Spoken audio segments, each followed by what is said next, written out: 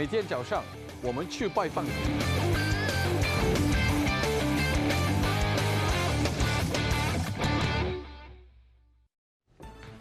네, 월가의 투자 의견 변경 종목들 개별 종목 이야기 해보도록 하겠습니다. 오늘 먼저 첫 번째로는요, 테슬라부터 살펴보도록 하겠습니다. 골드만삭스에서 매도 의견 냈고요. 목표 주가도 158달러로 크게 낮춰 잡았습니다. 테슬라 같은 경우는 주요 증권사들에서 계속해서 팔아라라는 의견을 많이 내놓고 있고 부정적인 전망도 많이 내놓고 있습니다. 일단 골드만삭스 쪽에서는 이제 최근 주가 반등의 이유에 대해서 차량 인도 물량이 단기적으로 회복될 것이라는 낙관론이다.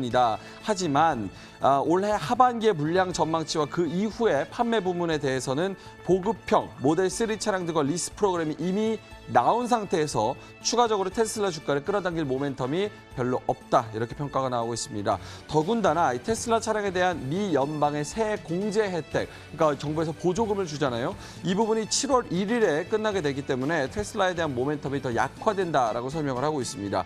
기본적으로 2025년까지 기본적으로 총 차량 판매가 100만 대 정도의 미만에 그칠 것으로 보고 있습니다. 목표 주가 158달러 제시하면서 현재 주가와도 큰 갭이 있는 것으로 판단이 되고 있습니다. 자, 두 번째로는 이제 서비스 업종으로 전환하고 있는 애플 살펴볼 텐데요. 도이치뱅크 쪽에서 보유 의견 얘기를 했고요. 목표 주가는 205달러로 제시를 했습니다. 자, 2020년에 이제 5G 아이폰이 나오죠. 아이폰을 앞두고 금년에 아이폰 사이클이 소강될 우려가 있다. 그러니까 5G 아이폰을 사기 위해서 금년도에는 아이폰을 안 살 가능성이 있다라는 평가고요. 이 부분을 애플워치나 에어팟 같은 다른 헤드웨어가 애플을 견인하기에는 그 성장세가 느리고 약하다는 평가입니다. 애플의 서비스 사업 부문에 대한 이야기도 있었는데요. 서비스 쪽에서 일부 상쇄할 수도 있지만 애플의 성장에는 2%에서 3%포인트 정도만 기여할 수 있다. 그렇기 때문에 서비스 사업은 점차 또 규제 법안들과 맞닥뜨리게 될 것이다. 서비스 사업도 쉽지 않을 것으로 얘기를 하고 있습니다. 역시나 매칭 종목은 우리나라 라이벌인 삼성전자 잡아봤습니다. 자, 세 번째 종목입니다. 델 살펴볼 텐데요. 도이치뱅크에서 매수 의견 제시를 했고요. 목표 주가는 62달러 제시했습니다. 월가가 이제 델의 잠재적 EPS 목표를 15%에서 20%까지 디스카운트 하는 것은 좀 지나치다라는 판단을 하고 있고요. 향후 2, 3년 동안 이제 델의 사업을 보면 이게 얼마나 보수적이었는지 알게 될 것이다라고 자신감을 피력했습니다.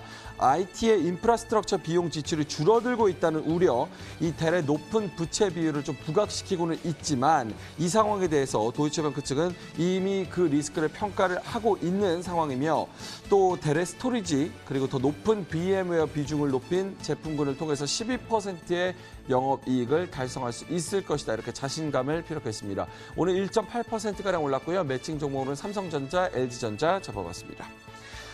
자, 네 번째 종목입니다. 초콜릿 하면 허쉬죠. 허쉬 알아볼 텐데요. 파이퍼 제프리 쪽에서 중립에서 비중 축소로 낮춰 잡았고요. 목표 주가는 반대로 이제 122달러에서 125달러로 높여 잡았습니다.